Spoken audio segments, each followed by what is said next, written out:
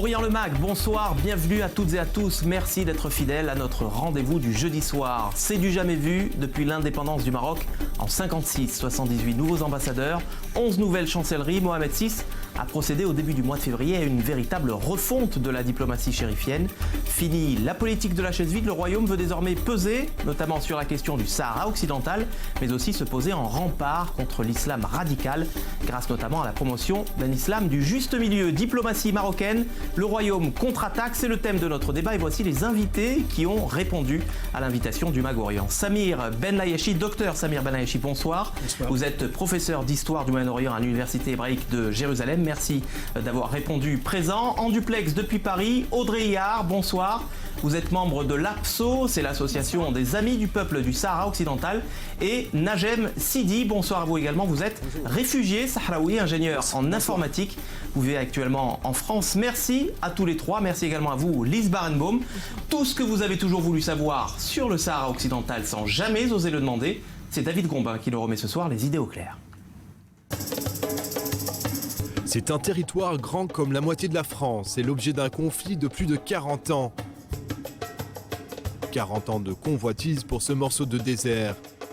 Désertique, oui, mais riche en ressources naturelles, très riche même. Selon les estimations, les deuxièmes plus larges réserves mondiales de phosphate. Coincée entre le Maroc, l'Algérie et la Mauritanie, elle borde l'Atlantique. Historiquement, c'est une colonie espagnole. En 1973, alors que la décolonisation est en marche, des autochtones, les Sahraouis, créent le Front Polisario afin de lutter contre le colon espagnol. Mais le Maroc, lui aussi, affirme ses revendications territoriales. Ce n'est pas de l'avis de la Cour internationale de justice. Pour les Sahraouis, elle souhaite un référendum d'autodétermination. 6 novembre 1975, en réaction à cet avis, le roi Hassan II lance la Marche verte. 350 000 volontaires marocains s'élancent plus ou moins pacifiquement vers le sud. Objectif, conquérir le Sahara occidental par le nombre et montrer au monde la détermination populaire marocaine à prendre contrôle sur ce qu'elle considère comme son territoire. Un coup de force qui marche. À Madrid, les Marocains obtiennent les 2 tiers nord, la Mauritanie le tiers sud. Mais les Algériens et surtout les Sahraouis restent bredouilles. 1976, les Espagnols se retirent et le Front Polisario déclare l'indépendance du RASD, la République arabe sahraoui démocratique, soutenue principalement par l'Algérie. En 1978, la Mauritanie signe la paix avec le Front Polisario et lui cède sa part de territoire. Mais le conflit avec le Maroc reste ouvert, lui. Pour contrer les embuscades venues du sud, le royaume construit une immense muraille de sable. 2700 km de long, 3 mètres de haut et 90 000 hommes pour la garder. C'est de jurer la ligne de démarcation. Cette guerre d'embuscade dure jusqu'en 1991. Depuis, des tentatives de négociation sous l'égide de l'ONU ont été lancées. Toutes se sont soldées par un échec. Plus de 40 ans après, la question du Sahara occidental n'est pas réglée et continue de constituer l'une des lignes directrices de la diplomatie marocaine. La RASD commémore ses 40 ans. À cette occasion, le président algérien Bouteflika a proposé de relancer des négociations directes entre le Front Polisario et Rabat. Le début de la fin du conflit est-il en vue? Pas si sûr. Najem Sidi, vous êtes réfugié sahraoui en France. Ma première question s'adresse à vous. Quelles sont, Najem Sidi, aujourd'hui les revendications du peuple sahraoui? Je tiens au début de remercier en fait E24 News pour son intérêt du peuple du Sahara occidental. Et je tiens aussi à féliciter le peuple sahraoui pour le 40e anniversaire de la proclamation de la République sahraoui. Écoutez, on a une seule revendication, c'est que l'autodétermination soit appliquée. Les résolutions onusiennes seront appliquées, c'est ça ce qu'on veut. Et puis on veut aussi que le monde puisse reconnaître la République sahraoui qui a 40 ans d'existence. Alors justement, Audrey Hillard, le cessez-le-feu signé en 91 prévoyait la tenue d'un référendum. Les Sahraouis devaient choisir devenir marocains ou être indépendants. Le vote n'a toujours pas eu lieu. Pourquoi ? Tout à fait. Pour quelle raison? Alors le vote n'a toujours pas eu lieu, c'est une très bonne question. Je pense que la raison principale, c'est les blocages répétés qui ont été mis en place par le Maroc, justement pour ne pas avoir à se retrouver à devoir renoncer à ce territoire, parce que le résultat le plus probable de ce vote serait l'indépendance du Sahara occidental. Samir Benlaïchi, vous partagez cette opinion? Si on devait demander aux Sahraouis ce qu'ils en pensent, ils souhaiteraient être indépendants? D'abord, au Maroc, il faut savoir qui c'est Sahraoui et qui ne l'est pas. Donc, le Maroc, bien sûr, il a... Parce qu'il n'y a pas de statistiques officielles. Exactement, il n'y a pas de statistiques, mais aussi il y a beaucoup de Marocains, c'est-à-dire des Marocains du Nord, qui sont venus s'installer au Sahara. Donc, demain, s'il y a un référendum, il y aura des Sahraouis, mais il y a des gens comme moi, de Meknès et de Fès, qui habitent au Sahara depuis 1975. Et eux, évidemment, voudraient rester marocains. Et ils vont voter pour le Maroc, c'est-à-dire contre les Sahraouis, contre la volonté des Sahraouis. Donc, c'est un petit peu une question aussi compliquée que qui c'est qui est juif. C'est très compliqué. Quels sont les soutiens, Samir Benlaïchi, du Maroc aujourd'hui dans ce conflit qui est résolu depuis 41 ans? D'abord, l'Europe occidentale, la France, bien sûr, l'Espagne, mais aussi les États-Unis, sans parler d'Israël. Lise Barenbaum, on passe à la question de l'internaute. Oui, en fait, je voulais revenir sur les propos de Nicolas Sarkozy. Il a été invité à une conférence aux Émirats Arabes Unis et là, le patron des Républicains a rappelé la marocanité du Sahara occidental. On l'écoute. Vous savez que la position de la France a toujours été de soutenir la marocanité du Sahara occidental. J'ai toujours pensé ça. J'ai été moi-même à La Yaoune pour la première fois en 1991. C'est pas d'hier. On aura du mal à me convaincre de la nécessité d'une république sahraoui. Alors par rapport à ces déclarations, un internaute, Laurent à Paris, s'interroge et je vais vous poser sa question. Audrey Iyar, comment expliquer le soutien indéfectible d'un pays comme la France épris des droits de l'homme au Maroc dans cette affaire ?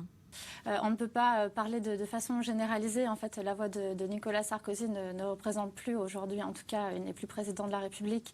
Donc ce n'est pas lui qui peut porter la voix de la France à lui tout seul. Oui, la France, en fait, le gouvernement français, traditionnellement... de justice européenne, Audrey Iyar, la France a quand même fait appel de cette décision de la Cour de justice européenne qui visait justement à invalider cet accord agricole. Donc on ne peut pas dire que la France ne soit pas un soutien indéfectible au Maroc sur cette affaire. Alors oui, c'est vrai, mais la véritable question, c'est pour quelles raisons la France soutient le Maroc dans le conflit au Sahara occidental. Il y a, nous le savons, des ressources que le Maroc exploite depuis 40 ans maintenant. C'est avant tout des intérêts économiques. Et pour la France, en fait, on le sait, énormément de dirigeants français ont des résidences au Maroc, sont reçus comme des princes par le roi Mohamed VI.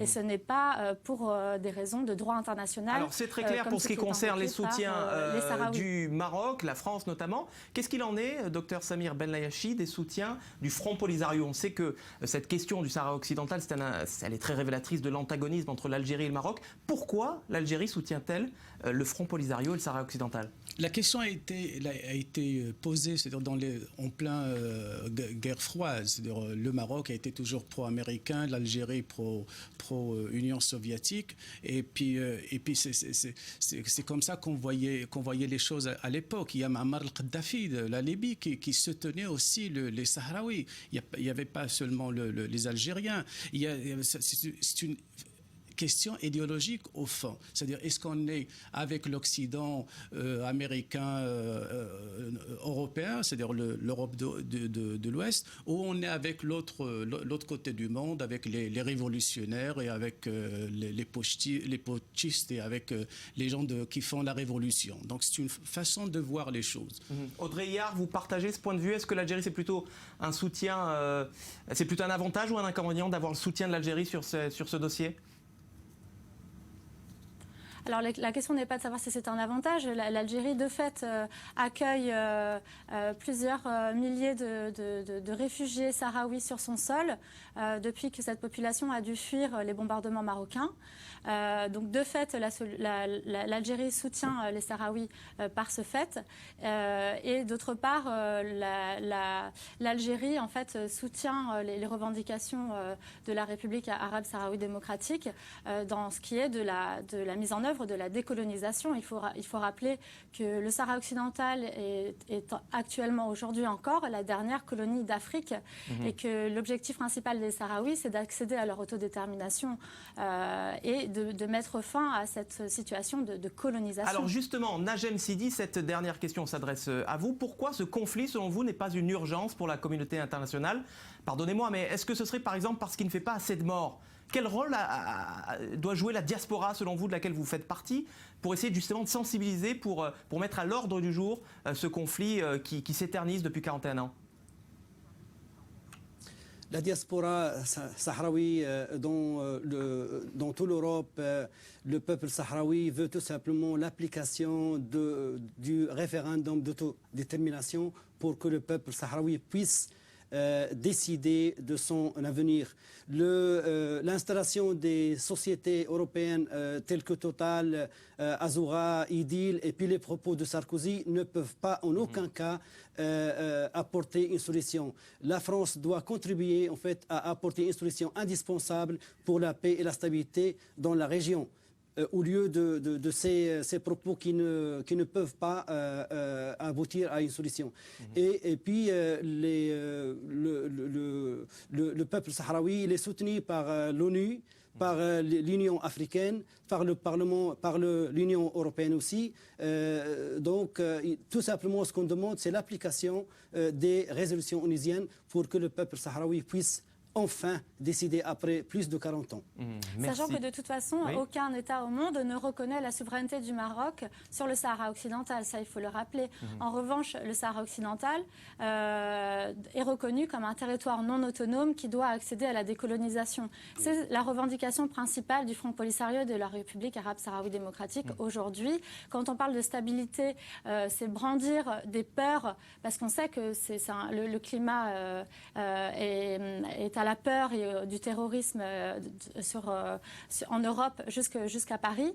Mais la question n'est absolument pas là. Le Front Polisario et la République arabe sahraoui démocratique pourraient eux également constituer un rempart contre l'islamisme. Alors on a bien et compris, le djihadisme. On a bien compris que les États européens, notamment l'Europe occidentale, Audrey Yard, ne voulaient pas se brouiller avec le Maroc, qui est un allié précieux. Vous venez d'y faire allusion dans la lutte contre les mouvances djihadistes, notamment après les attaques de Paris.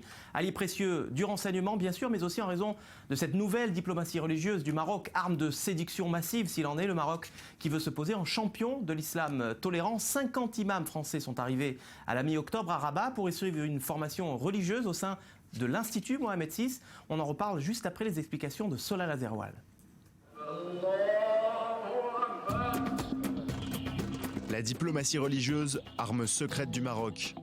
Plus si secrète depuis l'ouverture de l'Institut, qui porte le nom du souverain du Maroc, Mohamed VI. En plein cœur de Rabat, un internat de 28 000 mètres carrés. Ce lieu forme les imams de demain à un islam modéré. Objectif ? Enseigner aux nouvelles générations d'imams et de prédicatrices les valeurs de l'islam du juste milieu, en vue de prémunir le Maroc contre les velléités de l'extrémisme.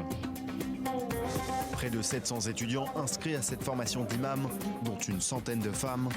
Et plus singulier encore, la majorité des inscrits ne viennent pas du Maroc, mais d'Afrique subsaharienne et de France.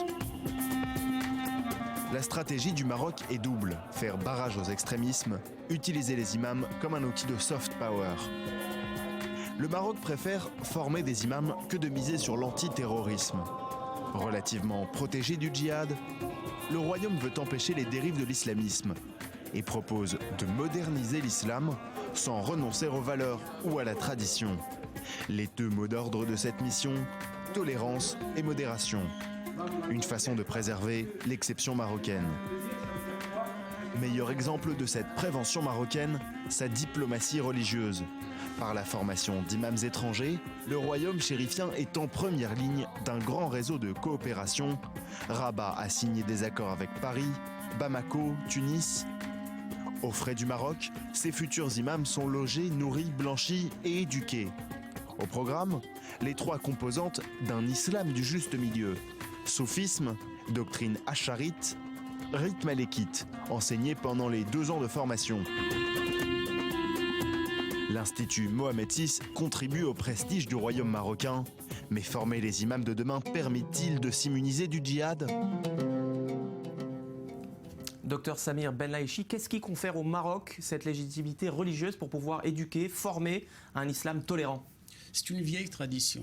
C'est-à-dire en France, même s'il y a des émigrés, il y a une émigration algérienne et tunisienne et sénégalaise. C'est-à-dire pour les Français, l'islam, c'est d'abord marocain.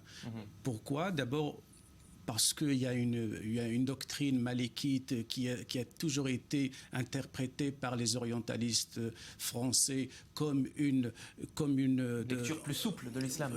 Oui, c'est très très élastique, c'est-à-dire pour interpréter le texte selon. Merci Samir Benlaïchi, on est malheureusement contraint de terminer, c'est la fin de cette première partie. Je voudrais vous remercier à tous les 4, Lise Barenbaum, Samir Benlaïchi, Audrey Iyar et Najem Sidi en direct de Paris. C'est la fin de cette première partie. On se retrouve juste après un nouveau journal. Denis Bochard, conseiller Moyen-Orient de l'IFRI, sera mon invité pour analyser les résultats des élections iraniennes. On se retrouve dans quelques minutes.